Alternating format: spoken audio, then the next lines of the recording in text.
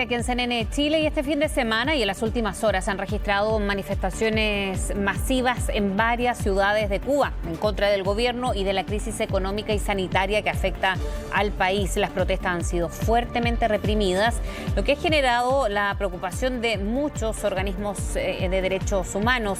Vamos a profundizar, de hecho, en esto con el director para las Américas de Human Rights Watch, a esta hora, José Miguel Vivanco. ¿Qué tal, director? Muy buenas tardes.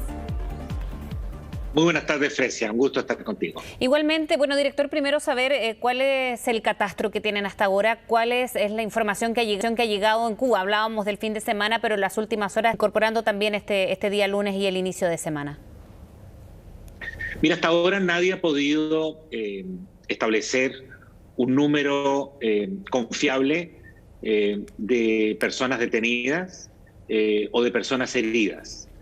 Sabemos que las hay, probablemente en decenas, quizás centenares, pero no tenemos hasta ahora registros confiables que nos permitan determinar cuántos han sido arbitrariamente detenidos.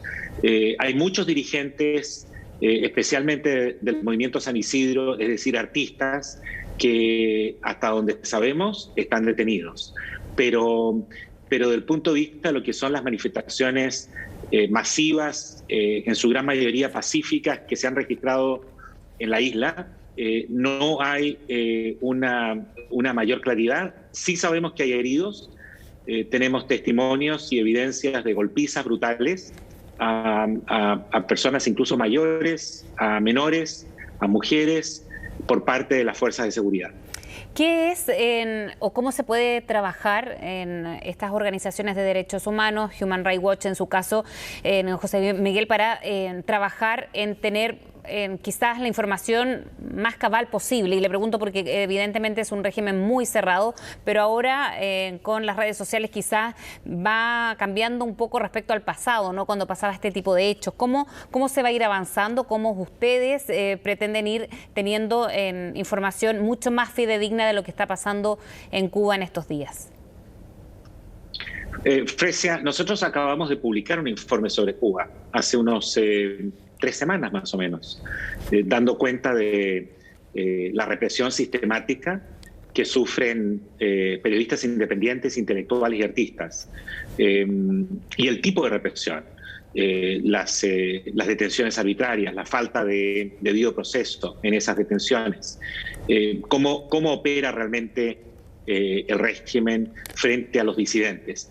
Pero para un organismo como el nuestro, al igual que para el resto de las organizaciones de derechos humanos, incluyendo la alta comisionada, por ejemplo, de derechos humanos, Michelle Bachelet, es fundamental tener fuentes confiables y múltiples fuentes que a uno le permitan verificar, corroborar y corroborar.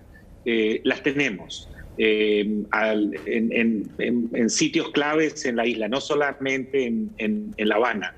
Hay personas que se dedican a la promoción y defensa de derechos humanos, hay otros que se dedican al periodismo independiente, y hay otros que son artistas y que voluntariamente y constantemente están en comunicación con organizaciones como las nuestras. Pero ciertamente que es difícil hacer esta verificación, y claro está que la existencia de las redes sociales le ha cambiado la cara al país, al pueblo de Cuba, sí. Porque hoy día están interconectados, se pueden organizar, pueden visibilizar subiendo a YouTube abusos de poder que antes no podían hacer. Y eso o lo han visto ustedes, que quizás está marcando una inflexión de lo que está pasando en la isla, es la crisis más profunda del último tiempo, porque se ha sumado, y bueno, y para poner en contexto también, esto no solamente es por el acceso a medicamentos, a los alimentos, sino que la crisis sanitaria ha arrastrado quizás una crisis aún mayor de la economía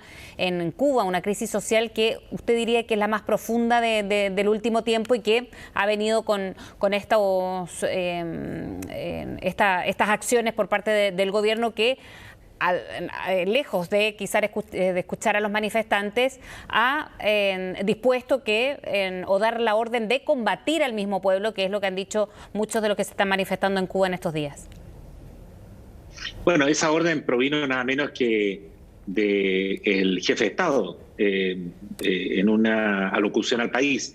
Mira, yo estuve en los 90 2 veces, a principios de los 90. Mi último viaje a Cuba fue el 95 y pude constatar lo que era la situación de los cubanos en lo que ellos llamaron eufemísticamente el periodo especial, entre comillas. Y fue un periodo de hambruna, un periodo muy duro, producto del término de los subsidios y el apoyo de la Unión Soviética, la caída, el colapso de la Unión Soviética. Eso tuvo una repercusión enorme en la economía y en los programas sociales cubanos. Luego de eso, Cuba se tuvo que reinventar. Y la reinvención vino por el lado fundamentalmente del turismo, la promoción del turismo. Pero con el COVID, ese turismo que ha permitido el ingreso de divisas y agilizar un poco una economía de sobrevivencia, con el COVID el turismo se ha suspendido. La gente que gira en torno al turismo no ha tenido realmente mayores oportunidades. La pandemia le ha afectado y le ha tocado muy duro a Cuba, por cierto, pero al mismo tiempo la falta de acceso a alimentos, la gente está haciendo colas cada vez más largas para conseguir un puñado de arroz y con eso realmente no se vive. El colapso del sistema eléctrico cubano los lleva a unos apagones constantes. Lo único que queda es un Internet intermitente. Y ese Internet es el que ha permitido a los cubanos, a muchos cubanos, especialmente los más jóvenes, a organizarse, oxigenarse entre ellos y denunciar lo que están sufriendo en esa isla. ¿Y cómo juega, director, el bloqueo de Estados Unidos a la isla? Porque y desde el régimen y aquellos simpatizantes también del régimen de Díaz-Canel han dicho que este bloqueo no ha hecho más que agudizar esta crisis, de que no se tenga este acceso a medicamentos y a los alimentos en general, pero como también la crisis ahora es mayoritariamente sanitaria, ¿cómo ha jugado eso en torno a la crisis social de estos días? Mira, el embargo de Estados Unidos hacia Cuba, que consiste en sanciones unilaterales hacia Cuba, es una política que es condenada y rechazada por el 99.9% de los estados del planeta. En eso no hay mayor distinción entre conservadores y liberales, entre socialistas y derecha, incluyendo en Europa. En Naciones Unidas todos los años los países se reúnen para condenar el embargo a Cuba. A mí me parece que es una política que obviamente impone sanciones de una manera indiscriminada al pueblo cubano y que al mismo tiempo ha demostrado una total ineficacia, al punto de que si el embargo se propuso una transición democrática al fin de la dictadura en Cuba, la dictadura sigue en pie después de 60 años y el embargo no ha cambiado. Lamentablemente, Estados Unidos insiste en esta política fracasada e ineficaz y esto juega un rol a nivel internacional. No sabemos cuál es el impacto empírico del embargo en cuanto al acceso a medicinas, vacunas, la cuestión sanitaria en el ámbito del COVID. Pero es probable que tenga un grado de influencia. De cualquier manera, aquí los cubanos también están reclamando por libertad. Si tú te fijas, los gritos que lanzan en las calles es por libertad, es por sí se puede, gritan todos juntos, o repiten el estribillo de una canción que se ha hecho viral y que es un desafío al patria o muerte, que es el lema de la revolución, y la canción habla de patria y vida en Cuba. Eso ha pegado especialmente en los sectores más jóvenes y es lo que hoy día están reclamando pacíficamente la gran mayoría de los cubanos. ¿Ustedes esperaban desde Human Rights Watch, José Miguel, que pudiese haber quizás más oídos por parte del régimen? Y se lo pregunto porque como está marcando una inflexión quizás del último tiempo, incluso en estas manifestaciones que antes apenas se veían, o sí que eran eliminadas mucho más rápidamente, ahora han sido más masivas. ¿Ustedes esperaban que el régimen pudiese escuchar más, considerando que estas manifestaciones o revueltas sociales se han repetido en otras partes de América Latina?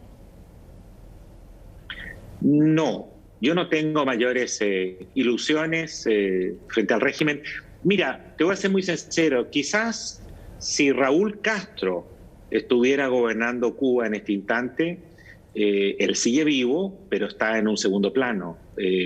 Quizás si Raúl Castro, quien demostró unas cuotas de pragmatismo muy distintas de Fidel Castro, quizás la respuesta habría sido distinta. Pero hasta ahora Díaz-Canel, que es el jefe del gobierno, ha optado por la represión.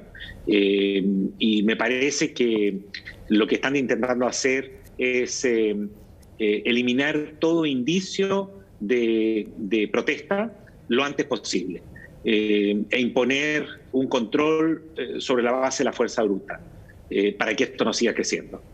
¿Y eso qué tan preocupante es para Human Rights Watch? Es gravísimo, pero ¿cómo se llama? Fresia, esto es gravísimo. Si el gobierno insiste en reprimir y restablecer el control sobre la base del temor, del miedo, se pueden producir efectivamente masivas y muy graves violaciones a los derechos humanos. Es importante que la gente que está mirando este programa entienda que tradicionalmente en Cuba, a lo menos en los últimos 40 años, diría yo, la represión se centra fundamentalmente en detenciones arbitrarias, golpizas y detenciones arbitrarias, no en asesinatos o ejecuciones o desapariciones. Pero tal como van las cosas, si no hay una reacción fuerte, especialmente de gobiernos que pueden influir en la posición de la dictadura cubana, estoy pensando, por ejemplo, en Andrés Manuel López Obrador, en México, o en España, que es un gobierno socialista, o incluso Argentina, con Alberto Fernández. Si gobiernos de ese estilo no reaccionan con fuerza y le exigen, no le recomiendan, le exigen a Díaz-Canel que respete el derecho a la protesta pacífica en Cuba y que él no puede reprimir de la manera como se le dé la gana, si eso no existe, probablemente aquí puede haber consecuencias muy graves, porque Washington, los Estados Unidos, tienen muy poca influencia en Cuba precisamente por la política de aislamiento que ha mantenido durante tantos años.